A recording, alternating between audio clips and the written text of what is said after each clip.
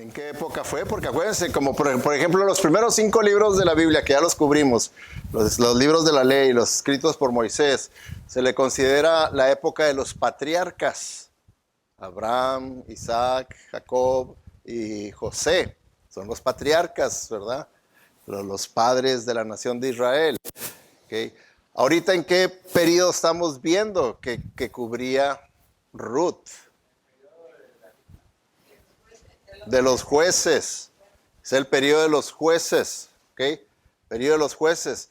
Y vimos, ¿verdad?, que la historia de Ruth está dentro de ese periodo de los jueces. Entonces, ¿cuál es el siguiente libro que sigue? Sigue Samuel. ¿Ok? Samuel sigue siendo periodo de los jueces. Sigue siendo el periodo de los jueces. ¿Por qué? Porque como les he dicho, Samuel es el último de los jueces. Es el último de todos los 15 jueces, él es el 15º, el último. Entonces aquí estamos todavía, aquí parte de este libro, periodo de los jueces. ¿Ok? Y se le ha titulado, se le ha llamado como el libro que buscando un rey. Porque vemos, ¿verdad?, cómo en el libro de los jueces se repite, ¿verdad?, de que y el pueblo de Israel no tenía rey. Y ellos querían un rey. Y el pueblo de Israel no tenían rey. Y siempre, ¿verdad?, los jueces, así como Samuel, les decía, pero ¿para qué quieren un rey humano si tenemos un rey celestial? ¿Para qué? No, pues queremos un rey como las otras naciones. Pues que no debemos de ser diferentes a las otras naciones, porque siempre estamos queriendo ser igual que el mundo. Y entonces vemos, ¿verdad?, ahí ese contraste que nos enseña ahí la Biblia, a tal punto, ¿verdad?, de que pues siempre hemos visto que ya está innato en nosotros el deseo de tener un líder perfecto. Pero verdad que no lo podemos encontrar y se han hecho, ¿verdad?, los diferentes partidos, se han hecho personajes que casi los quieren endiosar, hacerlos ver como Mesías, ¿verdad?, como Dios, ¿verdad? Un partido dice, tal presidente ese, y otro, no, tal presidente. Y eso es lo que hay en el corazón del hombre, a tal punto que dice la Biblia que va a llegar el punto en que el hombre se va a endiosar tanto en un líder que mundialmente lo van a desear que él sea el líder y va a ser el líder y va a ser el anticristo. Pero también dice la Biblia que va a llegar también el momento en que sí vamos a tener a un líder perfecto, Jesucristo, reinando aquí en la tierra por 1000 años. Pero mientras, no esperemos encontrar un líder perfecto. ¿Okay? Es el peor error que podemos nosotros cometer. Por eso siempre les he dicho, votamos no por personalidades, sino por valores. Por valores es lo que votamos. Yo veo a los candidatos, no me importa la personalidad de ellos, qué valores tienen. Según los valores que tenga, ahí voy por él. Aunque me caiga gordo, pero sus valores son como los míos, pero voy a votar por valores, no por personalidad. Por personalidad.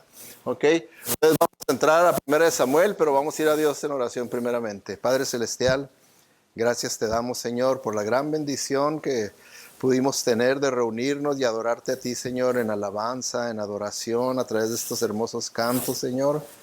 Gracias por los hermanos que fielmente se preparan semana a semana para decirnos de esta manera. Bendícelos a ellos, Señor. Bendice tu palabra. Sabemos que tú también igualmente hablarás a nosotros a través de ella, que estemos atentos y que estemos dispuestos a obedecerla. Te lo pedimos únicamente para traer honra y gloria a tu Hijo Jesucristo. Amén. Ok. Bueno, pues vamos a empezar con el examen de las preguntas. ¿Quién es el escritor de 1 de Samuel? Samuel. ¿Seguritos que Samuel? Bueno, vamos a ver pues qué dice. Samuel, de acuerdo a la tradición judía. Ok, de acuerdo a la tradición judía. Ahora,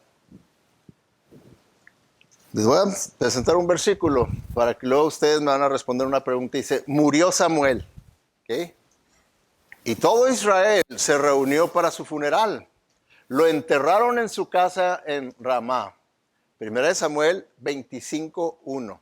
Ahora, este libro, 1 Samuel, tiene 31 capítulos. ¿Escribió Samuel los 31 capítulos?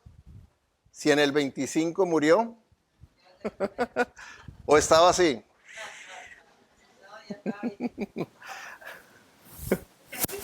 Ok, entonces sabemos que no pudo haber escrito él todo el libro de Samuel, ¿verdad? Puesto que murió ahí dice, ¿verdad? Claramente que se murió todito, no nomás un pedacito, todito se murió, ¿verdad? Y se reunieron para su funeral y lo enterraron. Entonces todavía hay aquí 7 capítulos más. ¿Quién los pudo haber escrito? Bueno, vamos a ver qué dice la palabra de Dios. La Biblia en Crónicas 29:29, primero dice, todo lo que hizo David mientras era rey está incluido en la historia escrita por los profetas Samuel, Natán y Gad. Entonces, ¿quiénes escribieron el resto? Natán y Gad escribieron el resto, ¿verdad? Lo que faltó en primera de Samuel y segunda de Samuel. ¿Ok? Ahí está. Bueno, entonces ya sabemos, ¿verdad?, quiénes son. Ahora, ¿cuándo fue escrito? Bueno, nunca se puede saber con exactitud la fecha, ¿verdad?, en que se escribió. Porque nomás imagínense cuántos años atrás y poder los historiadores figurarle exactamente está difícil. Yo a veces hacía a los hermanos, aquí les pregunto, ¿y usted cuándo se convirtió? Y no se acuerdan, ¿verdad? Exactamente de poder decir una fecha exacta cuando se convirtieron. No tiene una fecha exacta. Y eso fue apenas hace unos 15, 20, 10 años y no tienen una fecha exacta, que yo siempre los animo, les digo, apúntenla, vean exactamente cuándo fue y apúntenla, porque pues así como celebramos el día en que nacimos humanamente, ¿verdad? En la carne, y no se nos olvida, ¿verdad? Porque queremos pastel. Y lo celebramos ese día. Ahora, ¿no será también igualmente importante celebrar el día en que nací de nuevo? Ese nacimiento que me dio, que me abrió la entrada, porque en mi primer nacimiento me abrieron las puertas al infierno. Pero en mi segundo nacimiento me abrieron las puertas al cielo. ¿Cuál será más importante? Pues entonces acuérdese, apúntelo, celébrelo, porque ese es el bueno, ¿verdad? Entonces, la fecha aproximada 931 antes de Cristo es lo que se cree, ¿verdad? Que hay por ahí, más o menos está cuando se escribió el libro, ¿ok? Cuando se escribió el libro. Una de las cosas que debemos de entender es que este primer libro de Samuel cubre 94 años, cubre desde el nacimiento de Samuel, porque si ustedes se fijan, si ya empezaron a leer, y si no empiezan a leer, primero de Samuel, desde el capítulo número 1, ahí ya se empieza a narrar el comienzo de la planificación del nacimiento de Samuel, ¿ok? Ahí es donde empieza. Entonces, cubre 94 años este libro de Primera de Samuel. Y Samuel puede ser llamado el último y el más grande de los jueces. De todos los 15 jueces es el que se considera que fue el mejor de los jueces. Y también, ¿verdad? Por su ministerio, también se le considera el primero de los profetas. Entonces, acuérdense, Samuel, el último y mejor de los jueces y el primero de los profetas. Samuel, para que vean, ¿verdad? La grandeza, ¿verdad? Que tiene Samuel, porque muchas veces hay muchos personajes bíblicos que tienen grandeza y no sabemos, los pasamos por alto y nada más Pablo, cuando hay otros que están tremendos también, ¿verdad? Por su ministerio, como lo es Samuel, ¿verdad? Un gran hombre de Dios. Ahora, el libro de Samuel, como les mencioné la semana pasada, se los comparé con el libro de Hechos, porque eso es un punto importante a la hora de poder uno entender el libro, el que entender la naturaleza del libro. Como este libro es un libro de transiciones. El libro de Hechos también vamos a ver esas transiciones históricas que hubo, ¿verdad? Aquí también es un libro de transiciones. ¿Por qué? Porque, por ejemplo, en Jueces, en Jueces es el libro de sin rey. Porque dice ahí en Jueces, y que se repite esto, ¿verdad? En aquella época aún no había rey en Israel, y cada cual hacía lo que le daba la gana. Esta es la versión popular, así dice. ¿Okay? No, sin rey, ese es el libro de Jueces. Se repite y se repite y se repite a través del libro de... Pero ya en 1 Samuel es el libro del rey del hombre. ¿Por qué dice? Porque en 1 Samuel 8:19 dice, pero el pueblo, sin tomar en cuenta la advertencia de Samuel, respondió, no importa, queremos tener rey.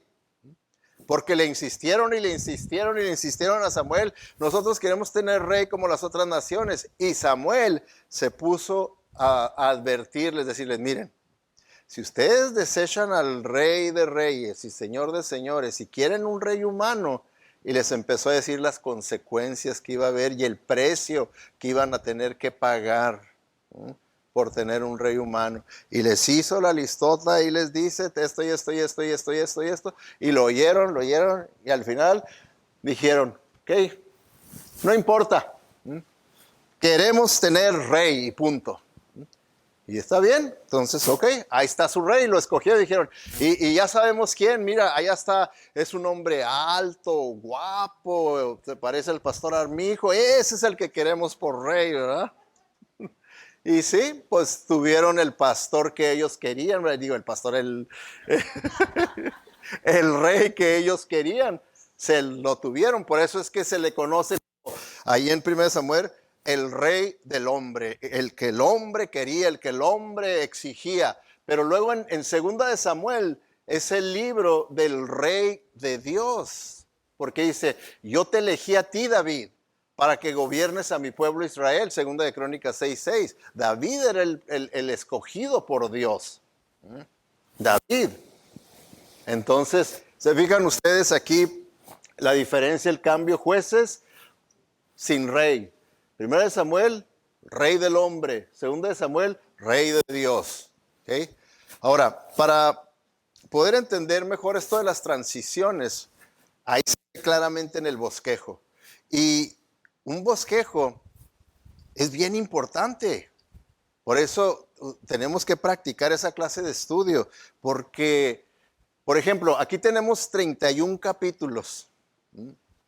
Y la mejor manera de poder tener un entendimiento panorámico de esos 31 capítulos es con el bosquejo del libro, porque el bosquejo es un resumen de 31 capítulos. Por ejemplo, fíjense para que vean lo que es este resumen y cómo nos puede ayudar para entender.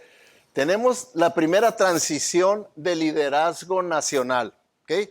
Que esa primera transición es de Elí. Elí era un juez y sacerdote y pasa el liderazgo a Samuel. ¿Se fijan? Hay una transición, un cambio de liderazgo de Elí a Samuel. ¿Ok? Y luego, eso es el capítulo del 1 al 3, esa transición. Del capítulo 4 al 7, aquí ya vemos a Samuel sirviendo como el juez de Israel. Luego, en el punto número 3, vemos la segunda transición de liderazgo nacional, donde hay la transición de Samuel, el último de los jueces, ungiendo a Saúl como el primer rey de Israel. Ahí vemos otra transición, ¿verdad? ¿Se fijan? De jueces al reinado. Y luego tenemos el reinado del rey Saúl, que fue todo un fracaso por ser el rey de los hombres, no el rey de Dios, y fue todo un fracaso. Y luego tenemos la tercera transición de liderazgo nacional, de Saúl, el primer rey, el fracasado, a David, capítulo 15 al 31. Ahora, aquí, ¿verdad? Nosotros vamos a poder ver y aprendemos cómo podemos interpretar la palabra de Dios a cómo el Señor nos acomodó el libro y los personajes, porque cuando vemos aquí la primera transición, Elí a Samuel, ahí vemos que podemos nosotros aprender el comparar dos vidas de dos jueces, de dos jueces. Elí representa al hombre religioso carnal, falto de espiritualidad, falto de verdadero interés por las cosas de Dios, a pesar de que era un juez y que era un sacerdote. Y comparado con Samuel, todo lo contrario, un hombre de Dios entregado a la obra, sacrificial, entusiasmado por servir a Dios, caminando en el Espíritu. Entonces aquí vemos, ¿verdad?, esa comparación entre dos jueces. Como también vemos al último la comparación entre dos reyes. Saúl, que también representa al hombre carnal, mientras que David representa al hombre de Dios, obedeciendo a Dios en el Espíritu. Tenemos esas comparaciones en este libro que nos van a ayudar a nosotros cuando nosotros empecemos a ver las verdades prácticas para nuestra vida. Bien importante, ¿verdad?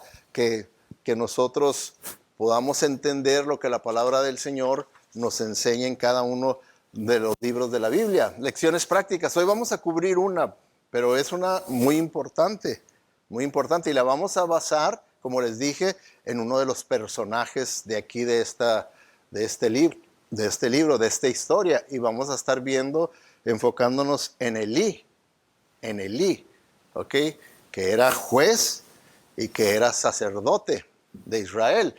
Bueno, y la primera lección es que la apatía espiritual es dañina. Y vamos a ver a Elí como ejemplo. Él era juez y sacerdote. La apatía espiritual es dañina en todas las áreas de la vida. En todas las áreas de la vida.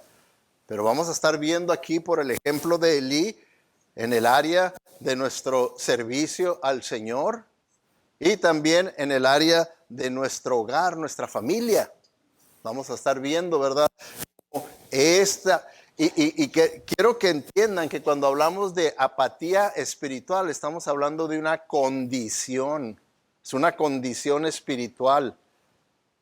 Que cuando nosotros descubrimos tener esa condición espiritual, necesitamos trabajarla. Necesitamos trabajarla espiritualmente para salir. ¿Por qué? Porque la apatía, al ser una condición, se va formando poco a poco. Nadie amanece apático. Nadie que está entusiasmado por las cosas del Señor, de repente al siguiente día amanece apático, desinteresado. Nadie le pasa eso, es poco a poco. Y ahí es donde nosotros tenemos que ser bien sinceros con nosotros mismos, ¿verdad? Porque esto es perjudicial para el servicio a nuestro Señor, ¿ok? ¿Verdad que nosotros como cristianos debemos de servir al Señor? Ahora piense, ¿estoy sirviendo yo al Señor? Si no le estoy sirviendo, ¿por qué es? ¿Tengo yo una condición apática en mi vida en el que no tengo interés, no tengo entusiasmo? ¿Me da lo mismo si sirvo o no sirvo? ¿Me da lo mismo? Es algo que debemos de estarnos evaluando cada uno de nosotros. ¿Por qué? Porque es perjudicial en todas las áreas de nuestra vida. Elí era juez y sacerdote, pero no se involucraba activamente en sus responsabilidades. No mostraba vitalidad espiritual. No había vitalidad espiritual en él. Siempre que se le ve a él, no queriéndose verdaderamente envolver, apático, de que se hacía de la vista gorda y como es muy fácilmente que nosotros también podamos hacerlo, nomás decir, yo lo dejo en las manos de Dios. Qué espiritual, ¿verdad? Nosotros tenemos parte que hacer dentro de la voluntad de Dios, dentro de la obra de Dios. Tenemos que hacer. No podemos excusarnos, aunque yo se lo dejo a Dios. ¿Todo a Dios? Ni Dios nos deja todo a nosotros, ni nosotros podemos dejarle todo a Dios. Dice la Biblia que somos colaboradores juntamente con Cristo Jesús. ¿No dice así la Biblia? Colaboradores juntamente con Cristo Jesús.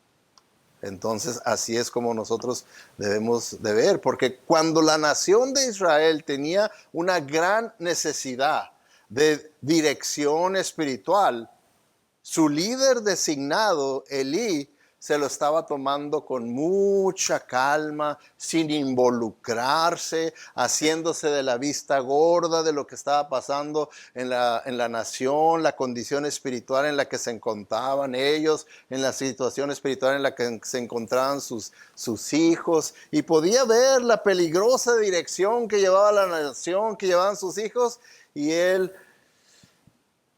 se hacía de la vista gorda. Ahora, puede uno muy fácilmente sacárnoslas y decir, bueno, pues eso se aplica a los sacerdotes, a los pastores, ¿verdad? A los líderes de las iglesias. A mí no, yo no soy sacerdote. Así es que, ¿cuál fue el primer canto que cantamos? ¿Sí se acuerdan? A ver, hermano Martín, ¿cómo se titula ese primer canto? Somos pueblo, ¿verdad?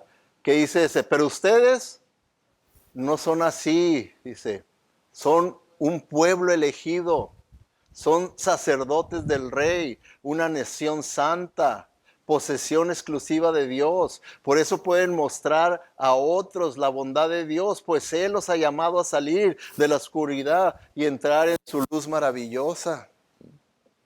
Es otra versión, ¿verdad? Pero es lo mismo. Se las canto. No, que se van después. Ni lo mande Dios. Entonces, ¿somos sacerdotes o no somos sacerdotes? Somos sacerdotes. Claro que si uno tiene el concepto de ser un sacerdote, como lo ve uno así nada más, ¿verdad? Pues dice uno, pues no, yo no traigo las vestiduras de un sacerdote. Pero no, lo que se refiere por sacerdote es a ese rol. El rol principal de un sacerdote era ser el mediador, porque ya conozco a Dios y Dios me ha llamado como su sacerdote. Entonces el rol del sacerdote es ser un mediador entre el Dios que yo conozco, ese Dios santo y salvador y misericordioso, ser el mediador para el que no lo conoce, lo conozca y pueda venir a tener esa misma relación personal que yo tuve con Él. Porque ¿acaso Dios no usó a un mediador para que usted pudiera venir a Cristo Jesús? Todos, ¿verdad? Entonces ese funcionó como sacerdote, porque fue el mediador que Dios usó para que usted viniera a conocer a Cristo. Así me pasó a mí, el Señor usó un mediador y por eso me casé con ella. Ándele. Entonces, vemos, ¿verdad?, que somos sacerdotes. Somos sacerdotes, entonces es para nosotros también. No nomás es para Elí la aplicación, sino para nosotros también, porque somos sacerdotes. Y Elí se hacía de la vista gorda ante la necesidad de la gente, tenía necesidad de una dirección piadosa, espiritual que se les diera, y él siempre bien calmado, bien relajado, él estaba indiferente, apático, y la Biblia lo presenta ahí como una persona que no le importaba, y lo único que le importaba era comer, engordar. Y dice que tanto él como sus hijos nada más de los placeres, a engordar, ahorita vamos a ver cómo. Y así fue como murió Elí.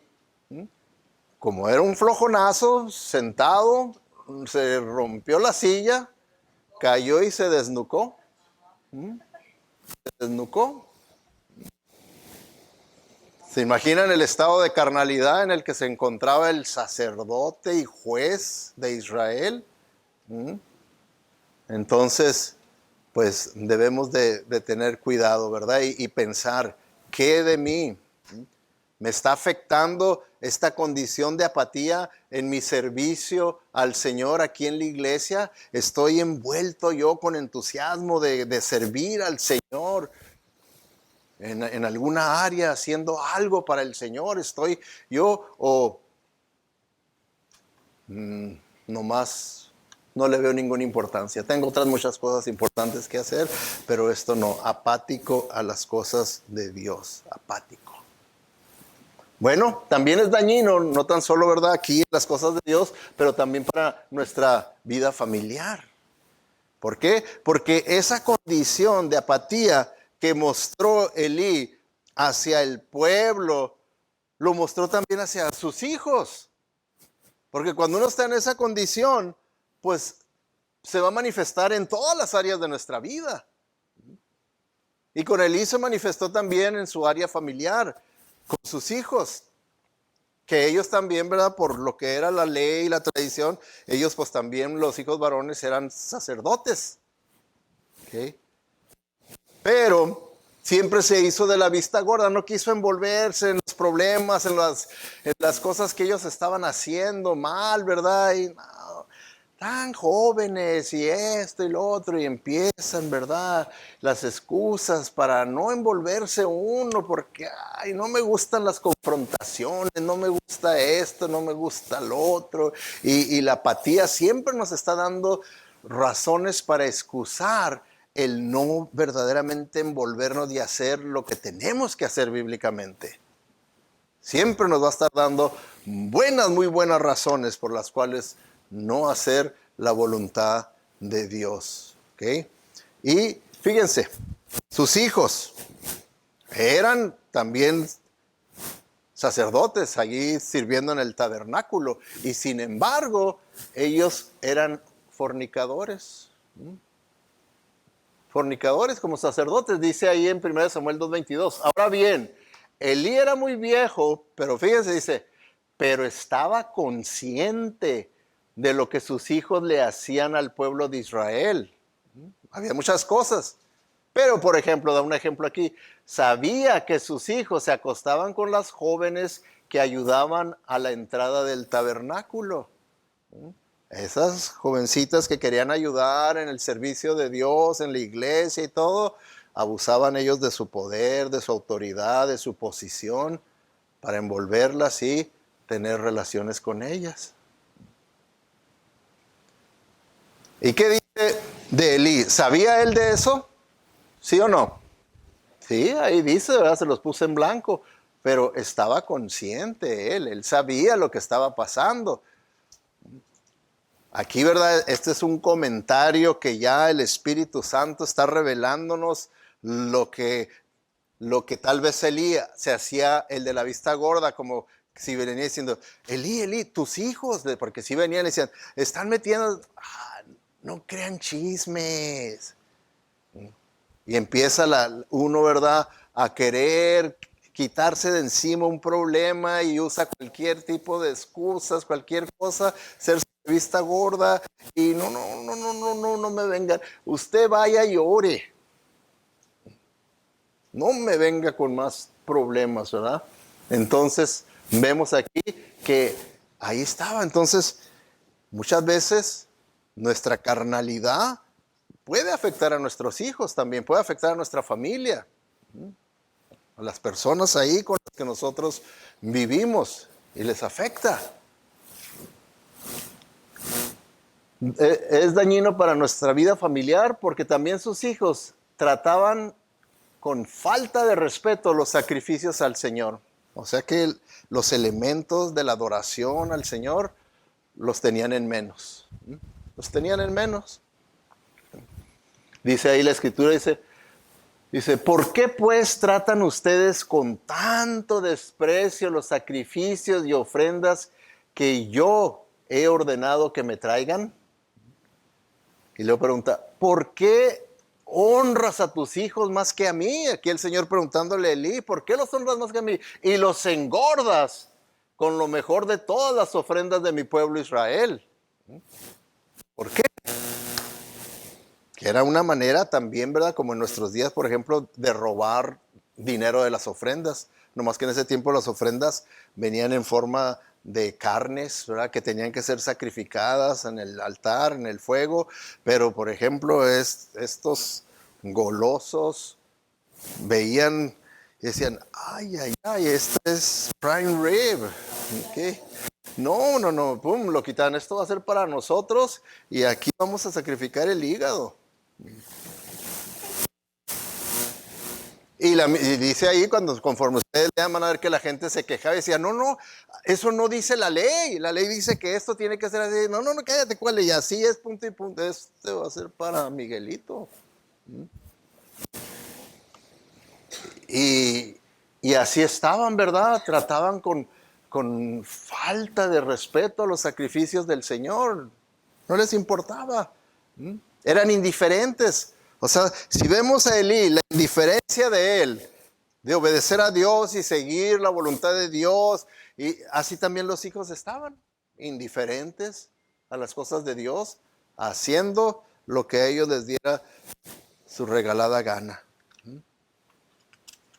¿Creen ustedes que muestran que fueran personas regeneradas, salvos? ¿Creen ustedes que muestran eso? Que muchas veces nosotros lo vemos claramente, ¿verdad? En otros ejemplos y decimos, no, no pueden ser salvos. Pero luego no lo queremos ver en nuestros hijos o no lo queremos ver en alguien más nomás. Pero en otras personas sí, lo podemos ver claramente. Y la Biblia claramente nos dice, ¿verdad? Que sus hijos no eran regenerados. Y me gusta esta palabra porque la palabra regenerado implica que la persona, ¿verdad? Que se convirtió, hay hay una nueva naturaleza en su vida. Hay una conversión, es una nueva persona. No es la misma ya. No es la misma ya. Como les he dicho, hoy en día ya cualquier persona se le considera cristiano, aunque no se vea fruto de regeneración. Y bíblicamente tiene que haber esos frutos dignos de arrepentimiento, de regeneración. Entonces, fíjense lo que dice la Biblia acerca de los hijos de Elí. Dice, aunque los hijos de Elí sirvieron como sacerdotes, en realidad eran hijos de Belial. Ahora, no quiere decir que Belial era el panadero de enseguida ni nada. ¿Sí saben quién es Belial? Satanás. Entonces, vemos que ya desde el Antiguo Testamento lo mismo que Jesucristo dijo, ¿verdad? ¿Qué les dijo a los fariseos? Su padre es Satanás. Su padre es Satanás, porque los frutos que ustedes tienen, les dijo, no muestran más que su padre es Satanás. Dice, no, nosotros tenemos un Dios. Dice, no, pues, su padre es Satanás. Porque esa es la realidad bíblica. Espiritualmente, ya sea que somos hijos de Dios o hijos del diablo. Es todo. ¿O habrá alguien más? No puedo decir, no, yo nomás soy hijo de Los Ángeles, California. Dice, aunque los hijos de Elí sirvieron como sacerdotes, en realidad eran hijos de Belial. Y luego ya aclara, ¿verdad? Al final dice, no conocían al Señor. No conocían al Señor. Así estaba, ¿verdad? Su situación. Ahora, no quiero que me malentiendan y crean ustedes que estoy diciendo que nosotros los padres, que siempre somos culpables porque nuestros hijos no se conviertan, no sean regenerados, no sigan fielmente las cosas del Señor. No estoy diciendo yo eso, ¿verdad? Porque no enseña eso la Biblia, yo lo sé muy bien. Y yo siempre así en consejería con padres, yo les explico lo que dice la Biblia en cuanto a eso, porque como por ejemplo, aquí estamos viendo el ejemplo de Elí, ¿verdad? Y vemos el ejemplo de Elí, fracasó rotundamente en su relación con el Señor, en el llamado que el Señor le hizo como juez, como sacerdote, como padre con sus hijos, fracasó rotundamente, una F. Pero luego vemos el contraste que vamos a ver después con Samuel. Y como les dije, con Samuel vemos todo lo contrario, un hombre de Dios, andando en el Espíritu, apasionado por las cosas de Dios, obedeciendo a Dios y todo. Entonces podríamos decir, entonces los hijos tienen que haber salido muy bien, ¿verdad? Pueden que haber sido unos grandes cristianos también. Y sin embargo, dice la Biblia, pero los hijos de Samuel no eran como su padre, porque codiciaban el dinero, aceptaron sobornos y pervirtieron la justicia. ¿Se fijan? Que no es una regla. Ahora, ¿qué vamos a decir? Ay, qué bueno. Qué bueno, entonces yo puedo seguir apático porque no hay seguridad. No hay seguridad de que si yo me entrego, ellos se van a entregar. Entonces, así voy a seguir. Gracias, pastor. No estoy tampoco diciendo eso. Tampoco estoy diciendo eso. Lo que tenemos que entender, que la Biblia nos enseña, es que nosotros como padres tenemos que darles el mejor testimonio que podamos darle a nuestros hijos, estar nosotros interesados por las cosas del Señor, caminando en el Espíritu, obedientes al Señor, sirviéndole, dispuestos a toda clase de sacrificios. ¿Sí? Ahora, si mis hijos me salen mal y salen perdidos, mi conciencia va a estar limpia. Porque yo hice lo que bíblicamente el Señor pedía de mí. Mi conciencia va a estar limpia. ¿Creen ustedes que pueda estar limpia la conciencia de Elí? No, y eso es lo peor que le puede pasar a uno como cristiano. Cargar en su conciencia que tal vez yo tuve mucha culpa en la perdición de mis hijos. Ahí es donde debemos nosotros de cuidarnos, en nuestra conciencia. ¿Qué es lo que nuestra conciencia nos dice? No trate usted de engañar a su conciencia diciendo, sí, pero no. Deje que su conciencia le hable.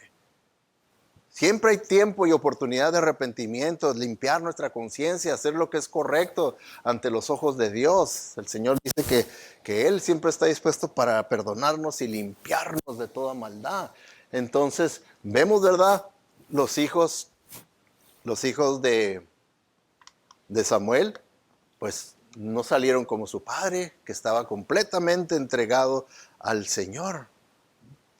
Pero a veces, hermanos, sí, nosotros como padres podemos tener algo de culpa en el fracaso espiritual de nuestros hijos.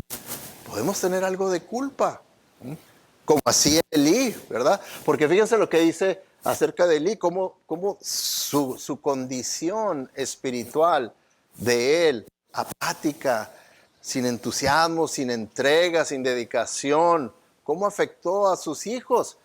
De tal manera que esa actitud apática, dice ahí la Biblia, que él no refrenó a sus hijos. Quiere decir, la versión Reina Valera antigua dice que no les estorbó a sus hijos. O sea que la responsabilidad de nosotros como padres es estorbarle, decirle, no, ya sé para dónde vas y no, yo no quiero que vayas para ese. Meterles frenos y decir, hasta aquí llegaste, ¿no?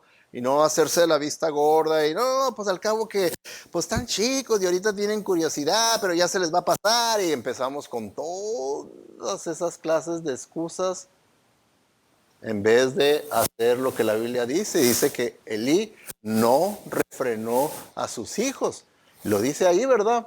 Dice, ya le dije, fíjense, Dios hablando, dice, ya le advertí, ya le dije que por la maldad de sus hijos he condenado a su familia. Fíjense las consecuencias, cómo se derraman. Por la maldad de sus hijos he condenado a su familia para siempre.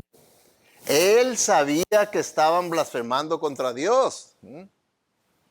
O sea, él podía hacerse el tonto como diciendo, yo no sabía, pues no, yo no sabía.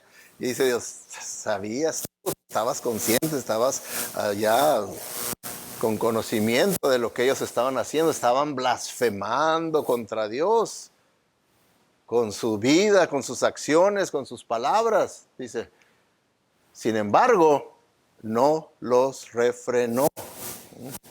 No los refrenó, a pesar de que él sabía. No los refrenó. Entonces, si vemos nosotros que el no refrenar a nuestros hijos es consecuencia de nuestra apatía, tenemos que entender qué elementos envuelve el no refrenar a nuestros hijos.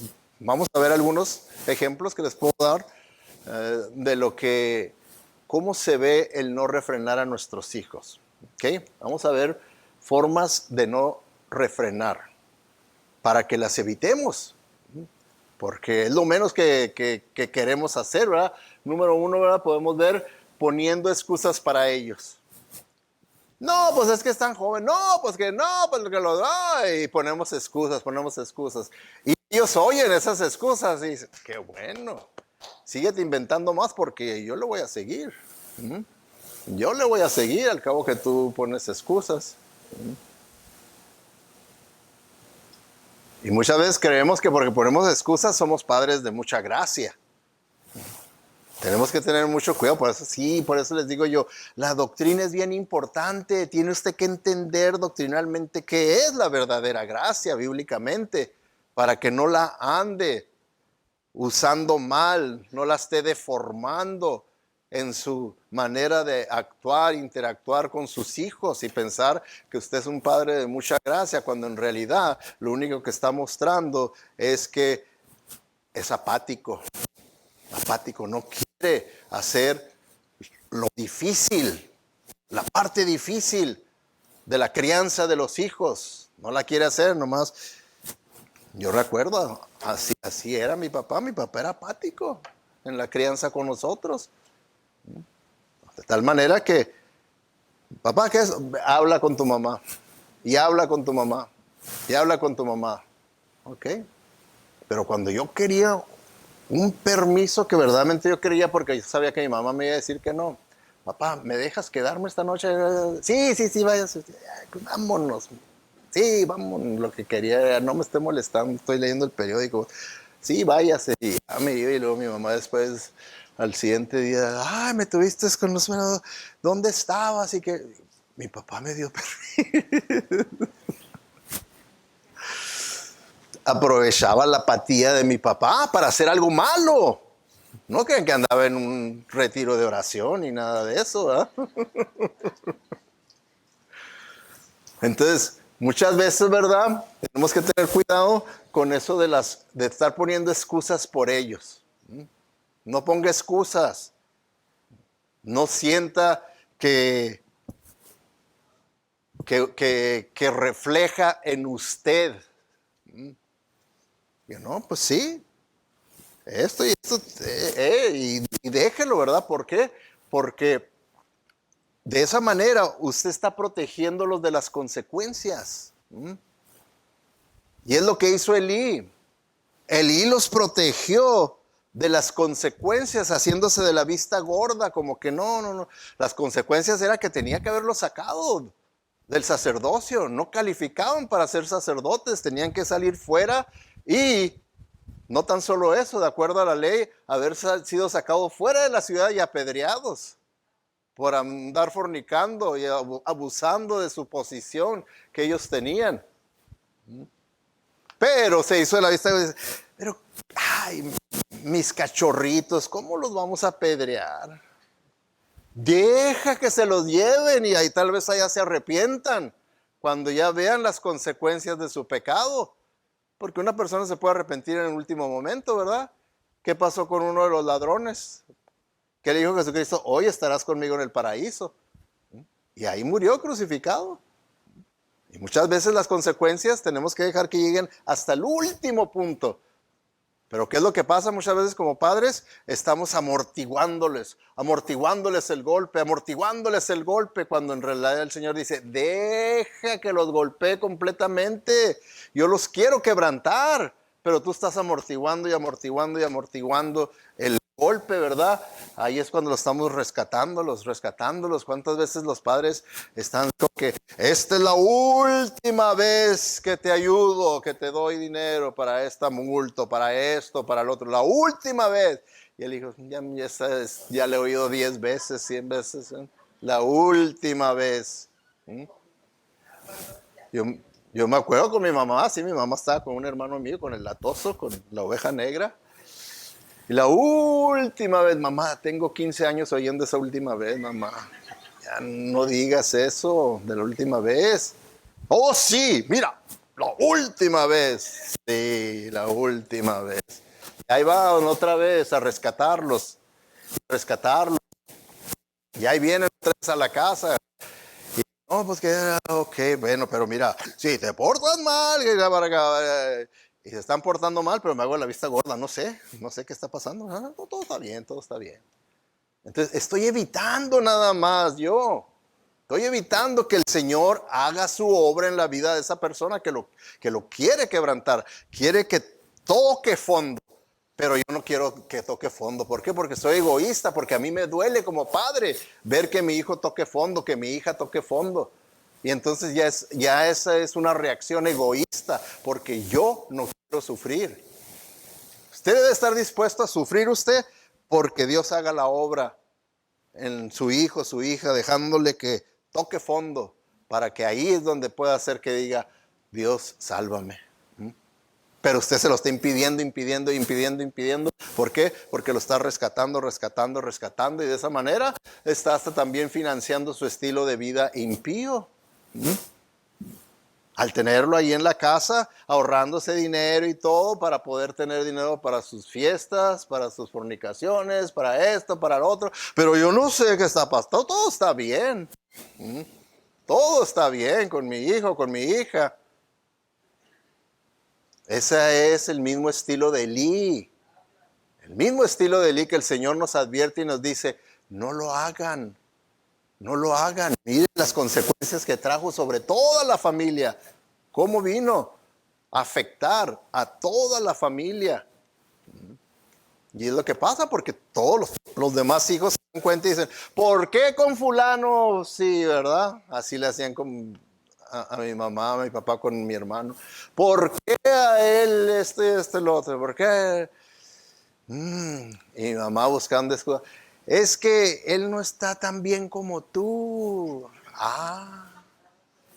Válgame, le decía, pues si lo veo más fuerte que yo y más inteligente, ¿de qué se refieren? Está tan vivo que te hacen tonto. Entonces está uno financiando, nada más ayudándoles a que puedan ellos tener esa clase de vida impía. Y nosotros haciéndonos de la vista gorda como Elí. ¿Qué? Que eso es lo que pasó. Haciéndonos de la vista gorda, estamos impidiendo que venga la obra completa de Dios en sus vidas. Estamos impidiendo. Y no debemos de hacernos de la vista gorda. ¿Por qué? Nos hacemos de la vista gorda porque tenemos miedo a las consecuencias. Pero son las consecuencias las que Dios puede usar para poder salvar a una persona, para poder rescatar a una persona, para poder hacer que una persona recapacite y vea lo mal que está y el cambio que necesita en su vida. Son las consecuencias que se necesitan. Entonces, tenemos que tener eso en cuenta. Por último, hermanos, 2 consejos que tenemos del libro de sabiduría. ¿Cuál es el libro de sabiduría? Proverbios, ¿verdad? Nos dice, el que retiene el castigo aborrece a su hijo. El que lo ama a tiempo lo corrige. ¿Okay? Lo corrige. Acuérdense, no nomás es porque luego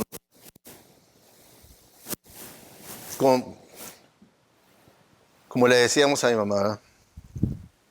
Porque mi hermano decía, no, mi mamá es bien regañona, es permisiva. Sí, lo regañaba y todo, pero permisiva. Entonces muchas veces nosotros nos engañamos. Y yo sí le digo, y yo sí lo hago, y ahí lo tiene de vividor. Y yo sí le digo, no mamá, no te hagas, déjalo, suéltalo. Le decíamos, déjalo que sufra las consecuencias. A ver, déjalo, que se vaya de la casa. Porque te quejas que te roba dinero y tú sabes que te roba dinero. ¿Y qué? ¿Por qué? Si tú sabes lo que va a hacer. Dice, no me molesten, es que yo no quiero porque si yo no le doy dinero, si no lo dejo que me robe, va a ir a robar a alguien más y luego lo van a agarrar y lo van a meter a la cárcel. Y yo, que lo metan. Pero ¿qué decía? Yo no puedo dormir sabiendo que mi hijo está en la cárcel. Entonces lo haces por ti. Lo haces por ti. Sufre, no le hace que esté en la cárcel y piensa que allá en la cárcel tal vez Dios lo alcance. ¿Se fijan cómo muchas veces el egoísmo de uno como padre le está estorbando a Dios para que haga la obra en la vida de sus hijos? que él no puede y todo. Murió mi mamá y él pudo vivir solo. Él pudo, nomás que mi mamá, así, ¿verdad? Permisiva, no dejaba. Entonces, el que retiene el castigo, el que no deja que sus hijos verdaderamente sufran las consecuencias de sus acciones, de sus decisiones, en realidad, dice ahí que se ama a uno más a sí mismo que amarlos a ellos.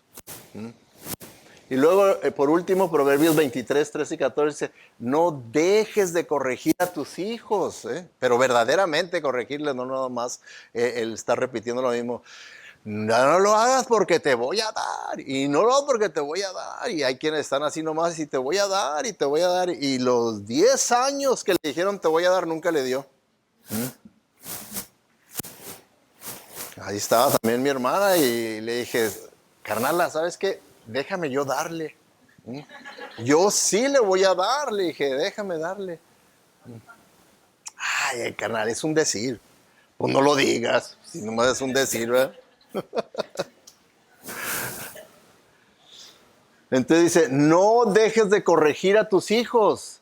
La disciplina no les hará daño, dice. ¿No morirán si les aplicas la vara? El castigo los mantendrá fuera del infierno. ¿Se fijan? El castigo los mantendrá fuera del infierno. ¿Qué prefiere usted? ¿Hacerle como Elí y que terminen sus hijos de Belial en el infierno? ¿O dejar que el Señor haga la obra que tenga que hacer en ellos sin estorbarle? Sin estorbarle al Señor, para nada, dejarlo.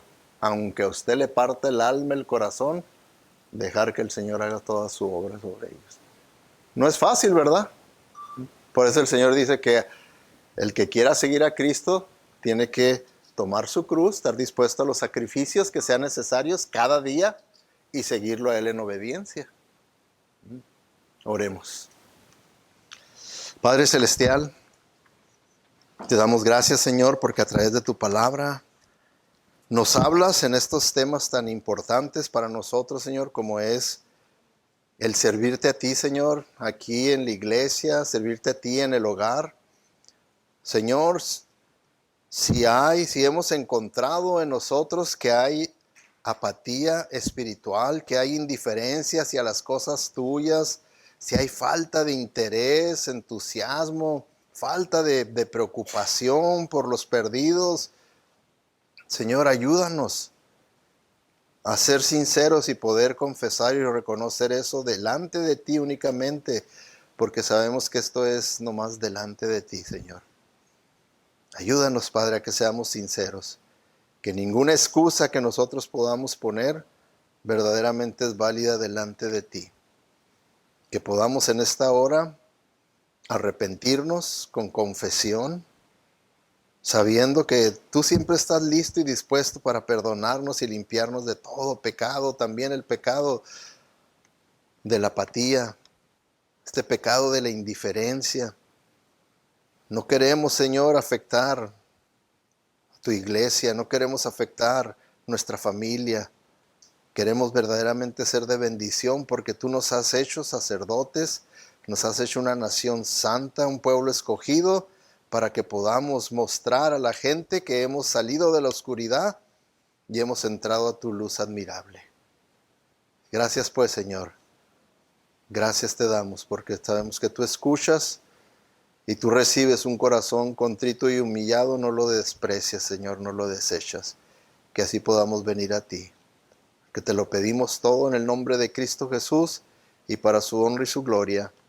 Amén.